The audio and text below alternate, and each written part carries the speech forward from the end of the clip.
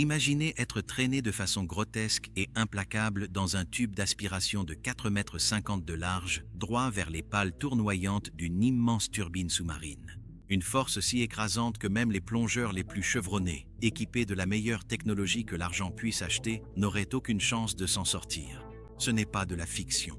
C'est la réalité terrifiante à laquelle Christopher Godet et Frédéric Pochet ont été confrontés le 4 janvier 2024 dans les eaux du barrage de Platte-Taille en Belgique. Mais la question qui résonne est la suivante. Était-ce seulement l'imprudence des plongeurs, repoussant les limites connues, ou bien le barrage lui-même était-il un piège mortel prêt à se refermer, une défaillance systémique attendant sa prochaine victime? L'expérience et la passion de la plongée peuvent-elles aveugler même les personnes les plus prudentes face aux dangers les plus évidents? Partagez votre avis dans les commentaires pendant que nous démêlons cette histoire glaçante qui nous oblige à affronter la frontière ténue entre l'aventure et la tragédie. Par cette nuit glaciale de janvier, sous l'obscurité lourde et impénétrable de la Belgique, Christopher, un banquier de 46 ans originaire de Liège, et Frédéric, 59 ans, de Crisnay, se préparaient pour une plongée technique de nuit dans le réservoir de Platte-Taille. Tous deux détenaient des certifications PADI avancées, ce qui signifiait que leur formation et leur expérience les plaçaient bien au-dessus du plongeur de loisirs moyen. Ils étaient considérés comme des personnes compétentes, conscientes des risques et des complexités liées à la plongée dans des environnements exigeants. Alors, pourquoi deux professionnels hautement qualifiés auraient-ils tenté une plongée qui, comme on allait le découvrir, enfreignait toutes les règles de sécurité et de bon sens? Le réservoir de Platte-Taille, qui fait partie du plus grand complexe de lacs artificiels de Belgique, est un joyau pittoresque et un terrain de jeu en journée. Des eaux calmes attirent les navigateurs, les skieurs nautiques et, bien sûr, les plongeurs. Mais derrière la beauté naturelle et les loisirs se cache un objectif industriel crucial, la production d'énergie hydroélectrique. Le barrage imposant, long d'environ 2590 pieds, avec ses 4 turbines colossales, est le cœur battant du système. Le centre de plongée local, pleinement conscient du danger inhérent à cette structure, avait défini des zones de sécurité claires, un rayon d'exclusion de 500 pieds et une limite de profondeur d'environ 66 pieds. À ces profondeurs, même avec les turbines arrêtées, on pouvait encore les entendre. Un avertissement, un rappel constant de la puissance qui sommeille là, dormante, mais bien réelle. Tout ce qui se trouvait en dehors de ces zones était strictement interdit, des règles non négociables destinées à préserver la vie des gens. Mais Christopher et Frédéric avaient d'autres projets, des projets qui les mèneraient au-delà de ces limites. Ils n'utilisaient pas l'équipement de plongée sous-marine à circuit ouvert standard, celui auquel la plupart des gens pensent lorsqu'ils imaginent la plongée, où des bulles remontent à chaque expiration. À la place, ils ont choisi des recycleurs à circuit fermé. Ces systèmes sophistiqués recyclent le gaz expiré, éliminent le dioxyde de carbone et rajoutent de l'oxygène, permettant ainsi des plongées beaucoup plus longues et profondes, sans bulles susceptibles d'effrayer la faune marine ou, plus important encore, de révéler leur position. En plus de cela, ils avaient emporté des scooters sous-marins et des DPV, des véhicules de propulsion pour plongeurs, leur permettant de parcourir de longues distances sous l'eau à grande vitesse. Fin de citation. Cette combinaison n'était pas le fruit du hasard. C'était un signal clair qu'ils avaient l'intention de dépasser les limites de la plongée récréative pour explorer des profondeurs interdites et, peut-être, s'approcher du barrage lui-même. Un choix qui, qu'il soit motivé par la curiosité ou la soif d'aventure, n'était pas seulement illégal, il était d'une dangerosité catastrophique, et il allait sceller leur destin. Ce que ces plongeurs expérimentés comprenaient, mais qu'ils ont peut-être sous-estimé de façon fatale, c'est un phénomène connu sous le nom de delta P, ou pression différentielle. Pour comprendre à quel point c'est puissant, imaginez la bonde d'une baignoire, mais à une échelle monstrueuse, où l'eau est aspirée avec une force inimaginable. Lorsque d'énormes volumes d'eau passent par une ouverture relativement petite, comme les tunnels d'admission d'un barrage, cela crée une différence de pression écrasante. L'eau se précipite de la haute pression vers la basse pression avec une force contre laquelle aucun être humain, ni même un petit sous-marin, ne peut lutter. C'est un tueur silencieux, car le courant peut sembler inexistant jusqu'à ce qu'il soit trop tard.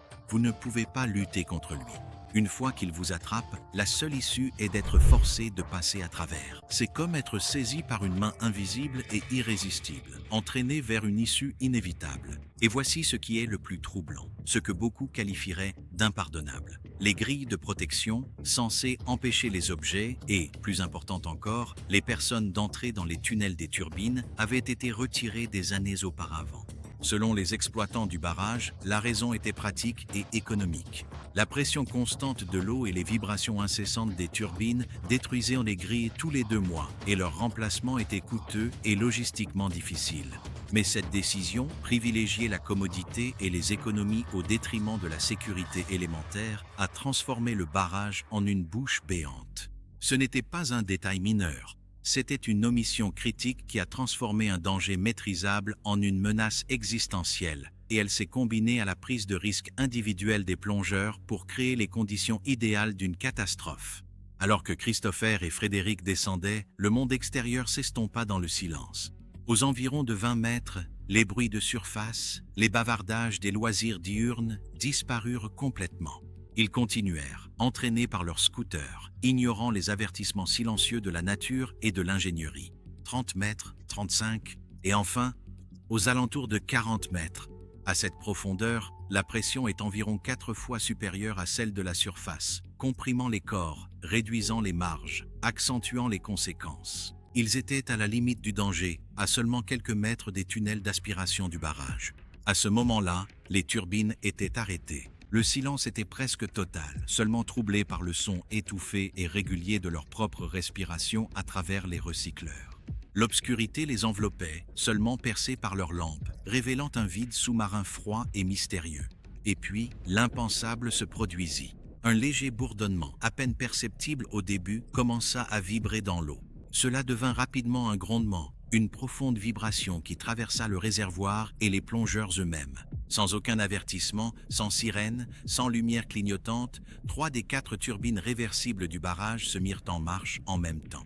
Avec un débit combiné d'environ 3740 pieds cubes par seconde, une force impossible s'empara instantanément des 2 hommes. Il n'y eut pas le temps de réagir, pas le temps de nager, de se retourner, de lutter. Leurs scooters, conçus pour l'exploration, devinrent inutiles, totalement dépassés par l'aspiration industrielle.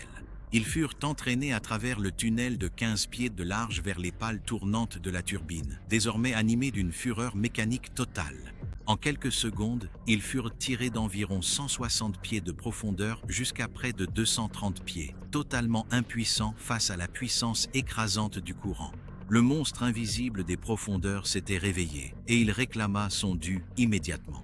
L'inquiétude s'est installée lorsque le fils de Frédéric n'a pas pu joindre son père le vendredi matin et s'est rendu au réservoir. En voyant l'une des voitures encore garée près du barrage, intacte depuis la veille au soir, il a eu la confirmation de sa pire crainte. Quelque chose s'était terriblement mal passé. Les autorités ont été immédiatement alertées et une vaste opération de recherche a débuté. Des équipes de protection civile belges, des unités d'identification des victimes de catastrophes, 10 plongeurs professionnels hautement qualifiés et un équipement sonar avancé ont été déployés pour fouiller le vaste réservoir à la recherche de Christopher et Frédéric. L'espoir, qui diminuait d'heure en heure, subsistait pourtant, nourri par la confiance dans l'expérience et la ténacité des plongeurs. Lors de la première tentative de recherche, du matériel endommagé a été retrouvé. Leurs recycleurs à circuit fermé, scooters sous-marins et gilets de flottabilité. Cette découverte laissait penser à un accident, mais ce n'était toujours pas la réponse définitive que leurs familles attendaient désespérément. La réalité cependant était brutale. Des calculs ultérieurs ont montré que la force d'aspiration de la turbine pouvait entraîner une personne à une vitesse d'environ 10 à 30 mètres par seconde. Leur DPV, conçu pour l'exploration et non pour échapper à une prise d'eau industrielle, atteignait une vitesse maximale d'environ 3 mètres par seconde. En d'autres termes, ils n'avaient aucune chance. Aucun être humain vivant sur Terre, aussi fort ou rapide soit-il, n'aurait pu nager ou se propulser contre une telle force. Le combat était perdu d'avance, avant même d'avoir commencé. Le mauvais temps, les fortes pluies et la mauvaise visibilité ont rendu les recherches encore plus difficiles dans les jours qui ont suivi. Des hélicoptères équipés de caméras thermiques ont été mobilisés, tentant de repérer le moindre signe de vie ou la moindre trace. Mais la froide et implacable vérité a éclaté le dimanche 7 janvier, plus de 46 heures après la plongée.